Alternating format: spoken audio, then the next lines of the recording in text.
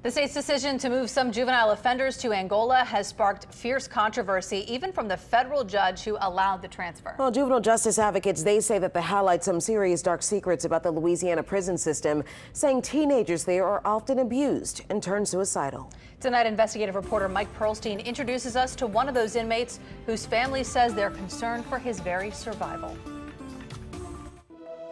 Alonzo Defillo Jr. was known as Pee-wee by his family because he shares his father's name. The name Pee-wee does a really good job of describing him physically. He was tiny.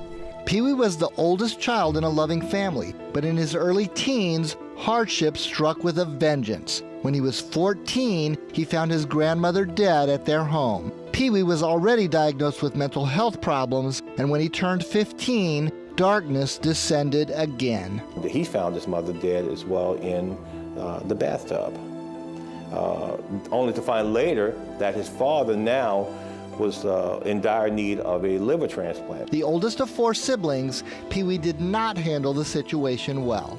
He lost. It's painful to talk about, you know? But anyway, he lost it, he cut up. Pee-wee started getting into fights at school.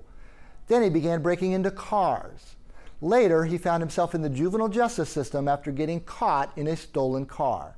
His family says he borrowed the car, not knowing it was stolen. It's just from one thing to the next, and it was all petty stuff, you know? But it was enough for a juvenile judge to put Pee-wee on an ankle bracelet, a move that his family welcomed, especially his 3 uncles, who were all career New Orleans police officers, including his uncle Marlon, who once served as deputy chief. He was this goofy kid with this huge smile and, you know, a family that supported him so much.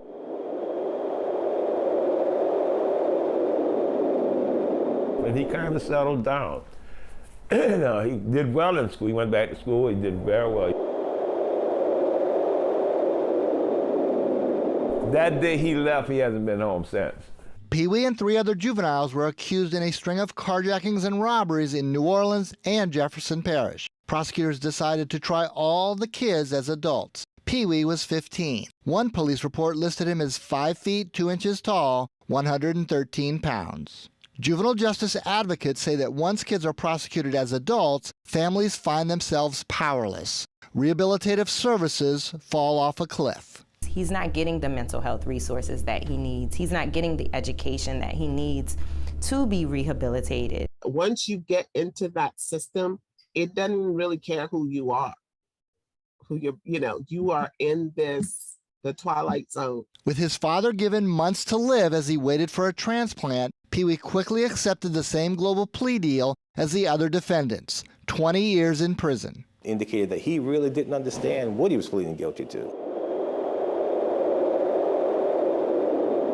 It was a plastic toy gun that the boy had. No one was injured, that the weapon involved was not a real gun, and that the cars were taken, and typically for joyriding. As soon as the juveniles were sent to Dixon Correctional Center, Pee-wee's situation was precarious. Coming from a family of cops, he became the target of other inmates. Alonzo Jr. has been beaten, he's been stabbed, he has been pepper sprayed.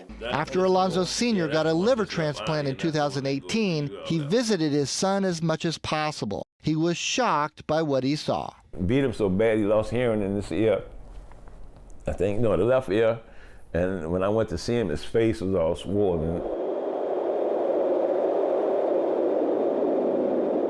But then when you put a vulnerable child or someone dealing with mental health issues in that environment, it's a form of torture. At 5 a.m. One morning, when Alonzo Jr. turned 18, he was on a bus headed to Angola. The Louisiana State Penitentiary at Angola, a plantation turned into a sprawling prison farm, has largely shed its label as the nation's bloodiest prison. But it remains a grim place, with more than 70% of the inmates doing life. Yet somehow, while only serving 20 years, Pee-wee was sent there. Corrections officials told the family it would be easier to protect him. Sherry Deach, a juvenile public defender who once represented Pee-wee, was surprised by a call from him. he had been pepper sprayed in his cell, and the guards were not allowing him out to even wash the pepper spray out of his eyes. We reached out to state prison officials, but we have not heard back. We want to ask specifically about one recent stretch in his stay at Angola. Someone who went to prison as a 15-year-old serving a 20-year sentence ended up on Angola's death row. How does that strike you? It's appalling. It's infuriating. I mean, again, no child should end up in an adult system, let alone death row.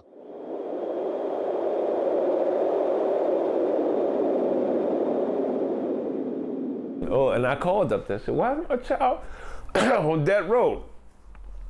Oh, we gotta find somewhere to put him. Pee-wee is off death row now.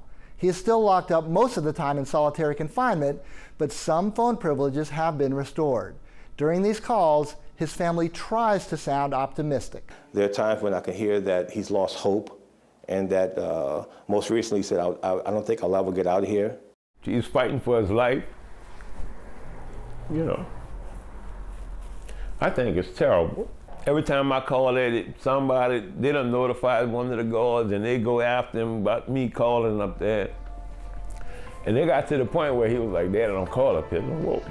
The family says they feel paralyzed about what to do next. So they reached out to Channel 4 and enlisted legal help from civil rights attorney Caroline Gabriel. She does most of the calling now. A lot of communication with the prison.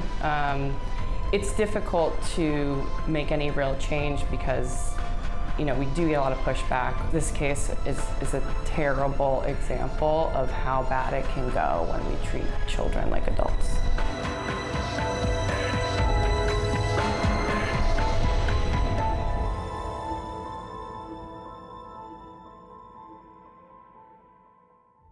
That was Mike Pearlstein reporting. Because Defillo pleaded guilty, his appeal rights are limited, but the family's new attorney is trying to craft an appeal on a humanitarian or civil rights claim.